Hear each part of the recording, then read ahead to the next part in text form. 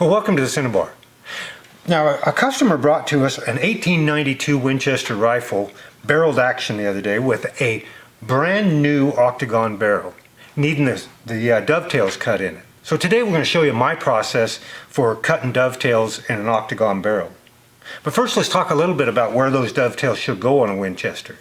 Now, most often Winchester rifles have the center of the rear sight dovetail at 5 inches from the front of the receiver and 4 inches on carbines. That's not universal, so it's valuable to check with the original barrel if you have it and see exactly where those were cut. But most often that's where they're going to be.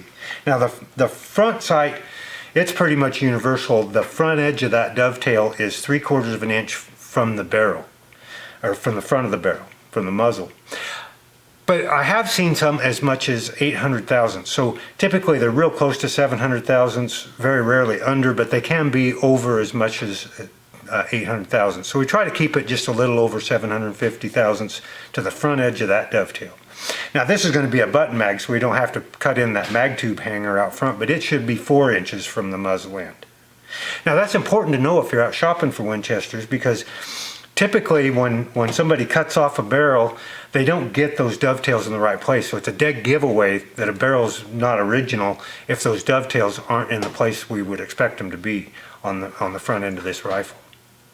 Okay, so now that we've got that straight, we're going to mark this thing up to where we want to put our dovetails in. We'll take it over to the mill and get it all set up, and we'll come back and show you how to cut them in.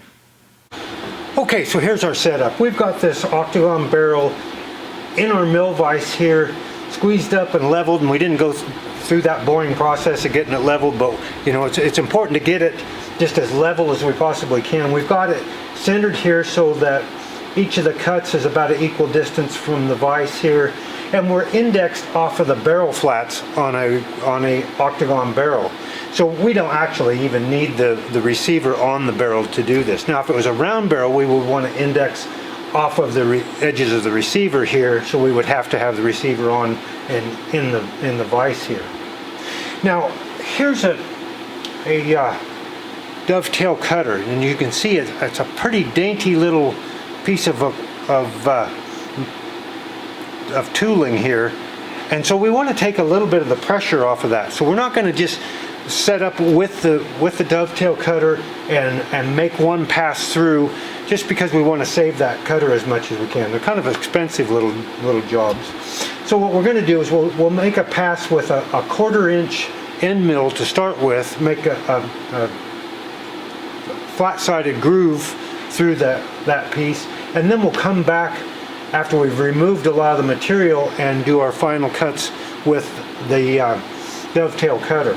Now it's really important, if at all possible, to have the sights that you're going to use when you're making these dovetail cuts, because we can cut them precisely to the sight. Now most American centerfire dovetails or barrels have a dovetail that is a 3/8 and 100 thousandths deep, and so we can make a generic dovetail cut, but there is some variation in the sights. So sometimes if you have just a generic cut, you put a sight in and it's a little loose or it's a little tight. So we're going to cut these to exactly the tolerance, and just a few thousandths either way can make a big difference here. So what we'll do is we'll initially make a cut with this end mill.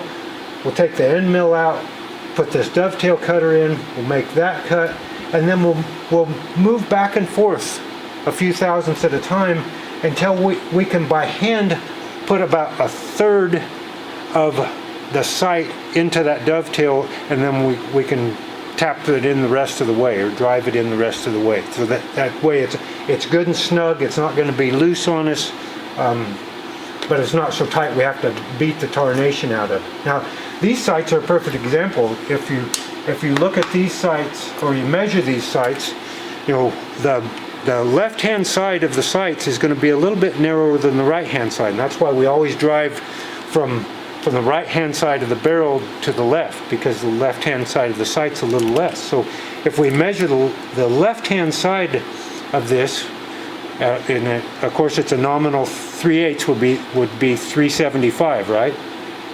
So we see that this one is 363, so it's a little narrower there, like we'd expect.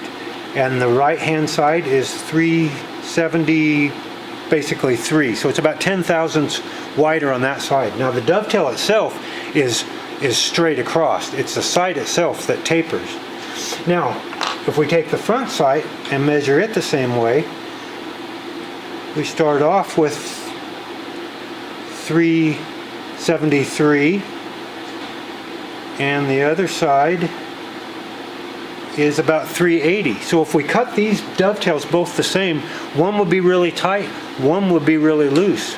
And we'd have to try to adjust that dovetail, which you never want to do. So we're going to cut these precisely to fit the sights that we have that are going to go on this barrel. Okay, now we're all set up here with this 1/4 inch end mill, and again we're just going to cut away some of the material here so we don't have to hog so much off with our dovetail bit. We've touched off. Now it's time to get set up. We're gonna go about 90 thousandths deep. The sight here is going to be about 100 thousandths deep, so we're just going to cut to where we're really close, and then we'll finish off with that dovetail cutter. We'll take 3 30 thousandths passes at a time, so we're not hogging a bunch off. It takes a little more time to do this, but it's do it this way, but it makes things a little bit easier on the cutters, and we don't get in a big hurry and mess things up, hopefully.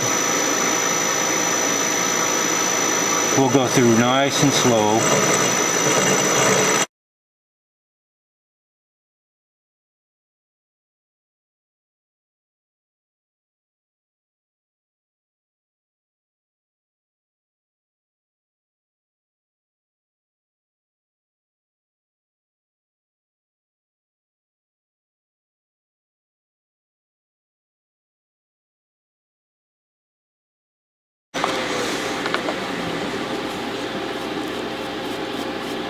Alright, our groove's cut now. It's time to change into our dovetail cutter and make our final cuts.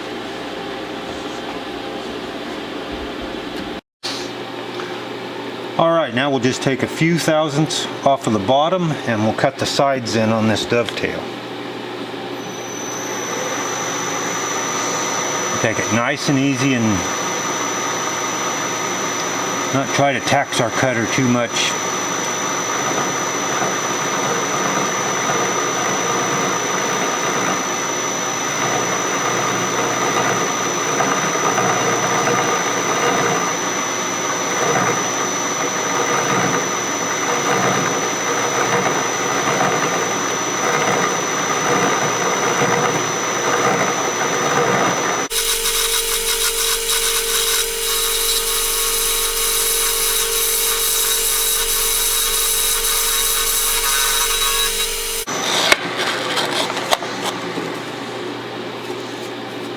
Okay, there's one dovetail. Now, this cutter is 359 thousandths. Our rear sight here on the narrow side is 363 or so. So it shouldn't fit in there just yet, and it doesn't. So we'll just, we'll run that cutter back and forth a couple of thousandths each way until we get this where it's going in about 1/3 of the way by hand, and we'll have it just about perfect. Okay, well now we've been taking just a couple thousandths at a time, widening this dovetail out, and we've just got to where it's starting in there, and we're going to drop down to just to take a thousandth on a pass and see if that gets us right where we want to be.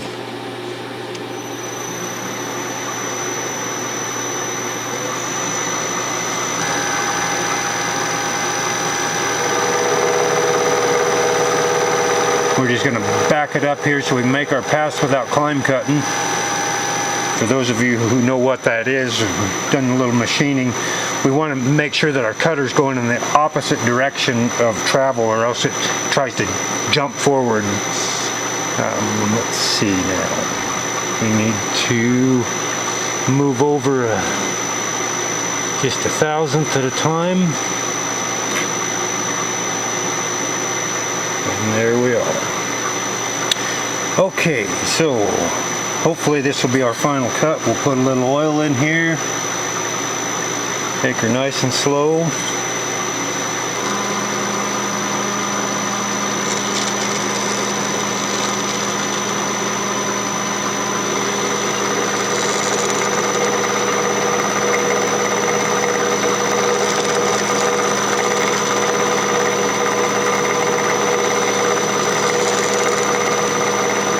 We're not taking much. We're going really slow here, even though we're not cutting much, just to make a really good surface, really nice cut. Probably going slower by far than what we really need to. We'll speed her up and get her through the cut now. Okay, let's wipe this down a little bit and feel if we got a burr there. Generally, I try to take that little burr off, because you can kind of get a false reading there. It can hold that sight back a little bit. We'll take both edges with a diamond file just a little bit and then see where we sit. Okay, we want it to where that sight will go in by hand about 1/3 of the way, and we're just about there now. So we got that one cut, and it's time to move on to our front sight, and then we've got to turn the whole thing over and cut a dovetail for the furniture on the front of the fore end here. So 2 more cuts to go. Okay, so we've just gone through the same process to cut in this front sight dovetail, and let's check it out and see how it worked. Just right. We're just a little over 1/3 of the way in there. And remember, this sight is a little bit wider at the base than the other one, so we did have to cut that dovetail just a little bit wider. Now, we've talked a little bit about the position of the dovetails, and in this case, 3/4 of an inch from the muzzle. We've talked about the width of the dovetails, but let's talk a little bit about the depth of the dovetails, because we have an additional issue that we have to deal with on front sight dovetails on a tapered barrel. Now, on the rear sight, we talked about these dovetails being about 100 thousandths deep, and so we typically want to cut them just a few thousandths under that. And in this case, I cut it about 96 thousandths. 96 to 98 is just about right. Now, if the sight sticks up just a little bit, a few thousandths above, that's okay, but we don't want it too deep. If we overshoot it and go a little bit too deep, then the sight is actually held in just by the top corners of the dovetail, and we can actually get a gap underneath, and we don't want that. So a little bit high is okay. Now on the front, we have to consider the thickness of the barrel, because most barrels are tapered. We want to make sure that we've left at least 100 thousandths material there between the bore and the bottom of the dovetail. And in this case, we have a thickness on the barrel of 180 thousandths. So if we went 100 thousandths deep on this one, or close to it, we'd be under 100 thousandths depth or thickness that's left over. And remember, these dovetails do weaken the barrel a little bit. So on this particular one where we had 180 thousandths, we want to leave 100 thousandths. We only went about 80 thousandths deep with this dovetail. And if that front sight sticks up a little bit above, it really doesn't show like it does on the rear sight with that with the body of the sight sticking back along the barrel. You see that big gap underneath of it. You don't really see that with the front sight, so it's not really an issue. Now, it can be a real issue if we've got a rapid taper barrel that doesn't have a lot of meat. Let's take a look at one where a dovetail just wouldn't be appropriate. Now, this is one of my favorite guns in our collection. It's a model 53, an updated version of the 92. Has a rapid taper 22-inch barrel, and this one's in 4440. So we've got a big bore and a small diameter barrel. Now, if you can see here, there's just very, very little wall thickness there. In fact, from the factory, it's a little under 100 thousandths. So cutting a front sight dovetail is out of the question on a barrel in this kind of configuration. So that's where you see our only option really is a ramped front sight, which is what we see on a lot of tapered barrels. Now, we've got our 2 sight dovetails cut in and in the right place for a Winchester barrel. And just for good measure, we turned it over and put in the nose cap tenon dovetail here. Now, as you've seen, cutting dovetails isn't hard once you kind of know how to do it. All it takes is a little patience, a $65 dovetail cutter, and of course a $5,000 mill. And that's the way it is. Until next time, happy trails from the Cinnabar.